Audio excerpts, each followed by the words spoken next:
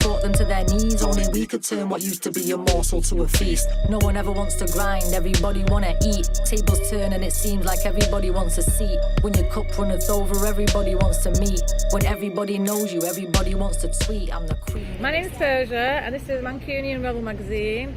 And yeah, I'm a rapper from Manchester. I've been rapping for a long time now, since I was about 16, so yeah.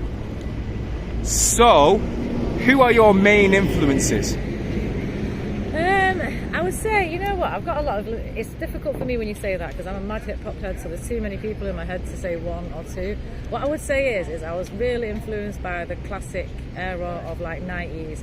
You know, the Mobb Deep, Tupac, Biggie, Nas. You know, when it comes to women, it was Foxy Brown, it was like Lauryn Hill, Little Kim. So that's the era I grew up in. So I would say a lot of the people that influenced me, like I was really into Mobb Deep. I was always into like the more complex rappers who were a bit more deep and talked about real stuff, talked about real life, and did it in an interesting way that kept your attention.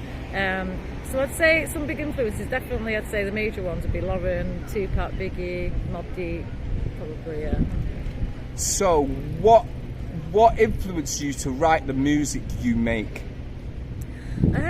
It's kind of funny, you know, because I think a lot of artists will probably say something similar, but I never really decided to be a rapper. It's like it chose me, if you know what I mean. I was a bit rubbish at everything else, like I failed in school. I was pretty crap at everything. The only thing I really liked doing was rapping. That's the only thing I was good at. So it's like if you get a reward for doing something, you just keep doing that thing in it because everyone's clapping and saying you're good at it. So it's like if you try everything and everyone's like, that's a bit rubbish, and then you try this one thing and everyone's like, oh my god, that's great, you just do a bit more of that, don't you? So that's kind of how I became a rapper. Like I think I spat one bar or something time ago at some like event and everyone went mental, and I was like, oh my god, this is great, I can get more of this. So I think a lot of it was that, but also like I started out like a real rap fan. Like growing up, I was the girl you could come to and I could rap every word off the Ready to Die, Life After Death album, All Eyes on Me, Lawrence. I could spit every verse in rap and just spit it to you like that off by heart, like, and I was always really good at that. So I think it was just a natural progression. Like I'm a good writer as well. I've always been into like poetry, things like that. Like my mum's a poet, so I was brought up in a household where my mum was a writer. Like she's a really good writer. She taught me a lot about poetry. So I think there's an element of like how I started was probably more spoken wordy type stuff, which then kind of became rap. But yeah, I think the first track I ever did was like an R&B track and it was really bad. So yeah, one day I might dig that out, show everyone.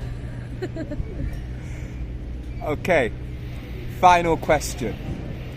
Right, do you think sexuality is very important in promoting someone's identity in this day and age? I would say it is. I don't know if it should be really, but it definitely is. I think I find it to be like, I know personally I've had advice from my male friends or contemporaries who have been like, be a bit, sex it up a bit and you'll get a lot further type thing. And I know I probably could do that, but my thing is I think women are so reinforced in society that the only valuable thing about them is their sexuality or their looks and things like that. And part of like what I find myself kind of trying to reinforce is that women are really valuable outside of those elements. And like I think it annoys me a little bit because people will then say, well, own your sexuality. I do, and I choose not to show it to you.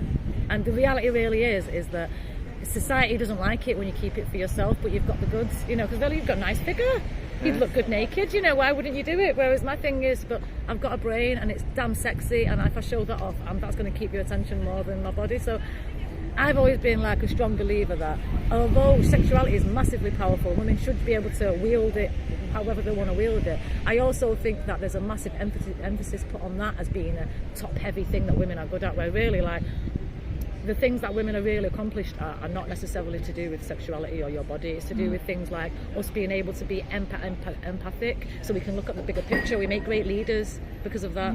We know how to look after people. We make amazing leaders because we're great at empathizing with our people, understanding what people want, people's needs.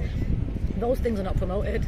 You know, it's all, you know, even women that say stuff like, well, I'm taking control of my sexuality because I'm putting it out there. But part of that is you've kind of been told that that's all that's worthy of you. You know, the only good thing about you is that. So you're kind of showing off a bit more of what you already thought society has told you is worthy. So I think I like to reinforce the idea that you don't necessarily have to do that to be able to be seen as valuable, and you don't have to give in to that pressure from society to really sex it up to try and sell your music, because I think talent speaks, talent literally speaks 1,000 words, and if you're talented, whether you're naked or not, like, you're going to do well.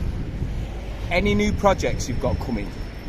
I have, yes. So I'm working on a project right now. So obviously JSD is my producer, amazing producer from Manchester, and we're working on like a rap / trappy kind of project. So it's dead mad because some of the tracks are like proper, like a bit more upbeat kind of trap tracks. Some of them are like Griselda type, proper hip hop rap shit. So I suppose it's got a bit of everything. Some deep stuff like J. Cole type, deep reflective storytelling kind of stuff. So it's got a bit of everything in it. So hopefully, we've literally got all the tracks done really. So it's just polishing it up and getting it out. So watch the space really. Me, I'm wavy like the seaside. I'm the queen bee, this my beehive. I've been the leader even since I was knee high. My worker bees making honey till it's tea time.